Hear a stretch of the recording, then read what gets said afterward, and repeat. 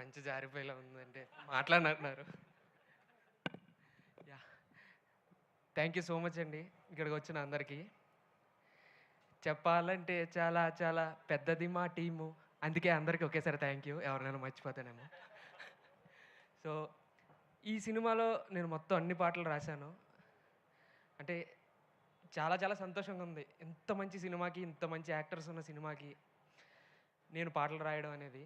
అది ప్రతి పాట కూడా చాలా మంచి విజయం సాధించింది. ఇటీవలే రిలీజ్ అయిన 2 రోజుల క్రితం రిలీజ్ అయిన గోకుల గోపాలక కూడా చాలా మంచి ఆదరణ లభించింది. నువ్వు ఇలాంటి పాటలు ఇలాంటి పాటలు కూడా రాయగలవా అని చెప్పి నాకు చాలా కాల్స్ వచ్చాయి. సో నన్ను నమ్మినందుకు ఫస్ట్ ఈ టీమ్కి, కిరణ్ అన్నకి అండ్ మునిరాజ్ గారికి నా థ్యాంక్స్ చెప్తున్నా. అండ్ ఈ సినిమాకి అద్భుతమైన మ్యూజిక్ ఇచ్చిన Vamsi bro, thank you so much. మీరు ఇంకా మంచి మంచి మ్యూజిక్ చేసి పెద్ద పెద్ద సినిమాలు చేయాలని మనస్ఫూర్తిగా కోరుకుంటున్నాను. ఈ సినిమా ఇంత పాజిటివ్ ఉంది, ఇలాంటి పాజిటివిటీ నాకు తెలిసి ఈ మధ్యకాలంలో ఎప్పుడు మాట్లాడుకోలేదు. ఎప్పుడో కరోనా అప్పుడు మాట్లాడుకున్నాం పాజిటివ్ అని, అది కూడా నెగిటివే. అరే అడుగు పాజిటివ్ వచ్చిందండి రా అని చెప్పి మనసులో కుళ్ళుకునే వాళ్ళు. బట్ నేననేది ఏంటంటే, ఏ తల్లి కూడా నవమాసాలు మోసిన బిడ్డ మహేష్ బాబులాగే పుట్టాలనుకుంటుంది, కానీ అంగవైకల్యంతో పుట్టాలి అలా ఉండాలని ఎవరు కోరుకోరు.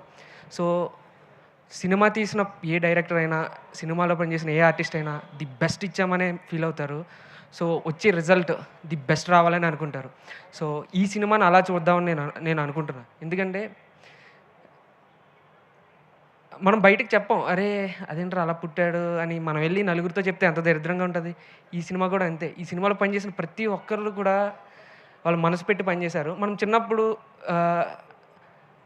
ఏదైనా సినిమాకి వెళ్తే ఆ సినిమాలో మనం చూసిన పాజిటివ్స్ ఎక్కువ మాట్లాడుకునేవాళ్ళం. అరే ఈ సినిమాలో భలే చేశాడు రా అతను, లేకపోతే ఈ డైలాగ్ బాగుందిరా, ఈ పాట బాగుందిరా, లేకపోతే ఈ క్యారెక్టర్ భలే నవ్వించిందిరా. ఇప్పుడు ఏమైపోయిందంటే, ఫస్ట్ బయటికి రాగానే అరే ఫస్ట్ హాఫ్ బాగాలేదురా, అరే ఆ క్యారెక్టర్ అసలు ప్లాట్ లేదురా ఈ సినిమాలో, ఇవి ఎక్కువ మాట్లాడేసుకుంటున్నాం ఈ మధ్యన. ఏమో అది ఎందుకు నాకు నచ్చట్లేదు. సో ఈ సినిమా నుంచైనా అది మారాలని అనుకుంటున్నా, ఎందుకంటే చాలా మంచి పర్ఫార్మెన్స్లు ఇచ్చారు ఈ సినిమాలో. సో బయటకు వచ్చిన ప్రతి ఒక్కరు కూడా ఈ సినిమాలో పనిచేసిన ఫస్ట్ యాక్టర్స్ గురించి మాట్లాడండి.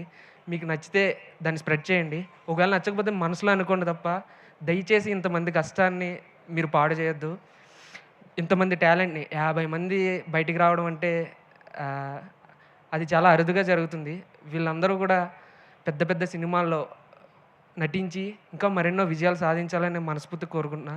సో ఈ సినిమాకి మనం పాజిటివిటీని స్ప్రెడ్ చేద్దాం, కరోనాలా కాదు, మన మనసులోంచి పాజిటివిటీ స్ప్రెడ్ చేద్దాం. Thank you so much.